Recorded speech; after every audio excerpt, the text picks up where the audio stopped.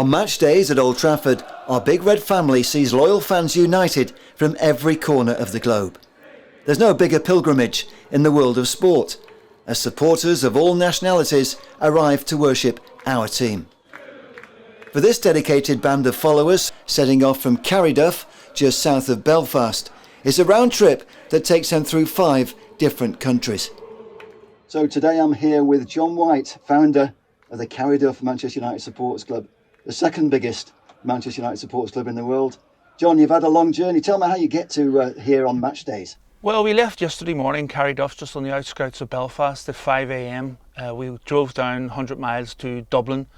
We boarded the 8:15 Stena ferry from Dublin to Holyhead in Wales. There's 3 countries down already: Northern Ireland, Republic of Ireland, Wales. 3.5 hours on the boat over to Holyhead from Dublin, and then 2.5 hours from Holyhead to Manchester yesterday, straight to Old Trafford to let them do a bit of shopping and visit hotel football. So 8 hours, 10 hours, 5 a.m. to 3 p.m. It was a long day. It's very much a pilgrimage and coming to the Theatre of Dreams. It's more than a pilgrimage, it's a fortnightly journey, and sometimes it's 2 weeks in a row. Yeah! I might call it the religion, and it just seemed very much a religion for your fans. And what I love about your supporters club is that your supporters club unites people from all parts of the community. We do. Carryduff is a cross-community club, family-orientated branch. In other words, we still have a bit of troubles in Northern Ireland in terms of the 2 sides of the community. I don't think that will ever be resolved in my lifetime. But as far as Carryduff is concerned, we welcome everyone. We are not a Catholic club, we're not a Protestant club, so we're not green, we're not orange, we're red. We're Manchester United red. And we're here for the Brighton match. It's just over an hour before kick-off, and it's actually the 60th anniversary this week of the day that George Best, the boy from Belfast, another boy from Belfast, made his debut. Yeah. Tell us about George. 14th of September 1963, United won 1-0. David Sadler scored the goal. George was 17, can you imagine that? 17 years of age. What a player, and no one had actually ever heard of him before outside the Cliff training ground, but he certainly made his mark in the world of football. I think he had to wait 3 months for his second game and his first goal.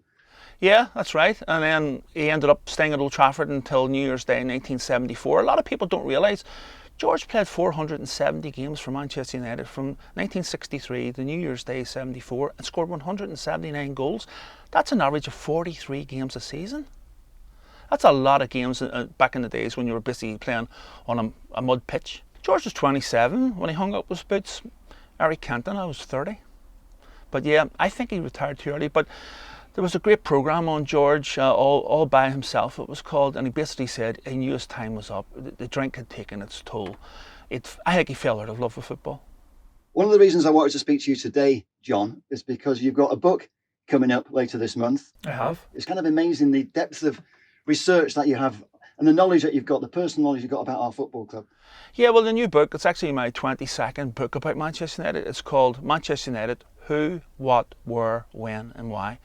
And it's coming out in 2 volumes, published by Hero Books, Dublin, on the 30th of September. And it is completely different to anything I've written before in terms of the amount of research I've had to do for this.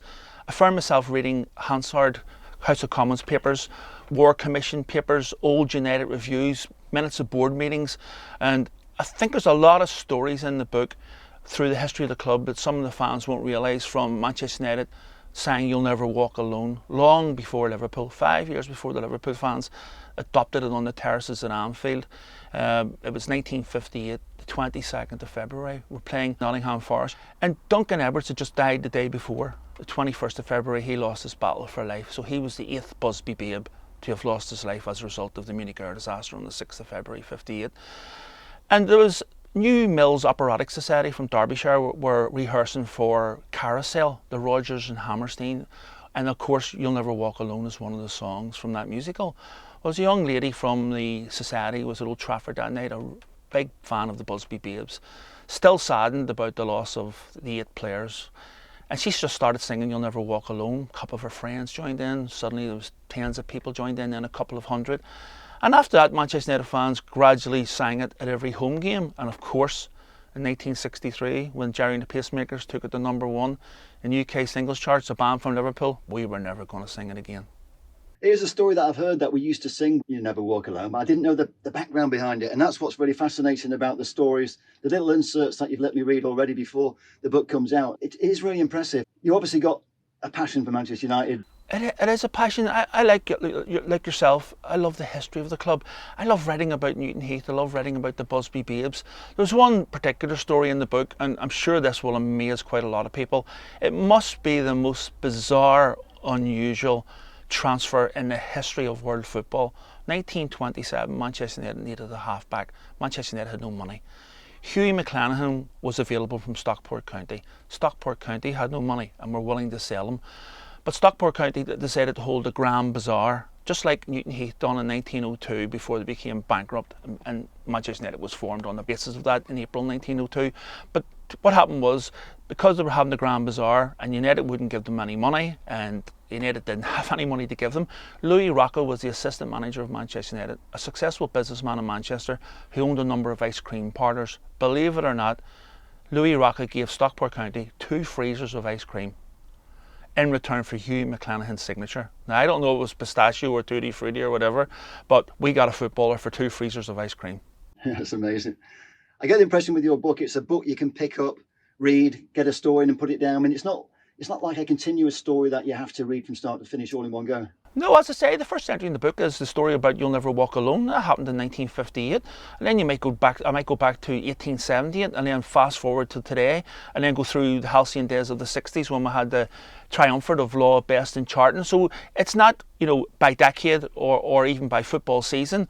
It's just a little treasure trove, a little mixture, trivia, facts, stories, history, biographies, managers' debuts, first games, first entry in different cup competitions, stadiums at Old Trafford, our former homes such as Bank Street. And by the way, Bank Street, another story in the book is that the United rented the ground at Bank Street, Clayton, from the Manchester Cathedral authorities, and when Newton Heath started to charge fans in to watch them play, the Manchester Cathedral authorities booted them out. They locked the gates of Bank Street because it went against their ethos of the church.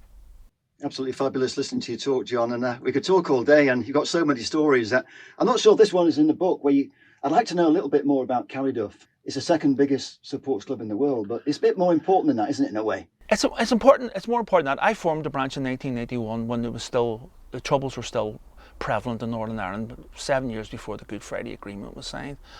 And at that stage, you were defined by what club you went to. Almost, each district had its own little Manchester United supporters club, and you dared not to venture out of it. Not every area was like that, it has to be said.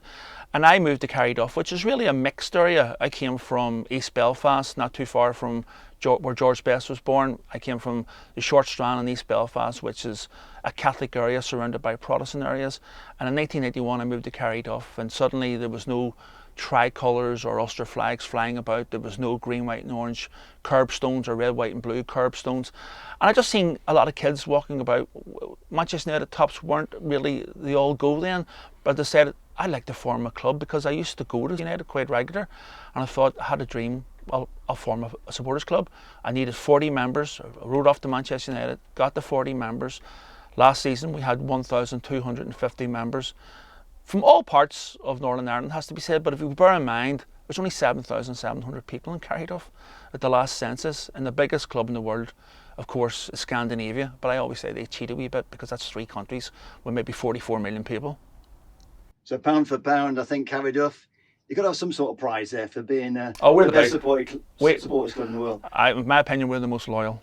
And how many people have made the journey today? They've all gone off now. They've all walked to the stadium carrying their flags and singing their songs. Well, we're sitting on our coach. This is a 57-seater coach, and every single seat, as you saw them coming off, was full. Some have already made their way to the ground. We have 60 season tickets, so 3 of our members flew over, and lucky enough, a couple of our members went down early to get a bit of atmosphere, so there was room for them. I'm dreading if all 60 turn up after the game to try and get on 57 seats.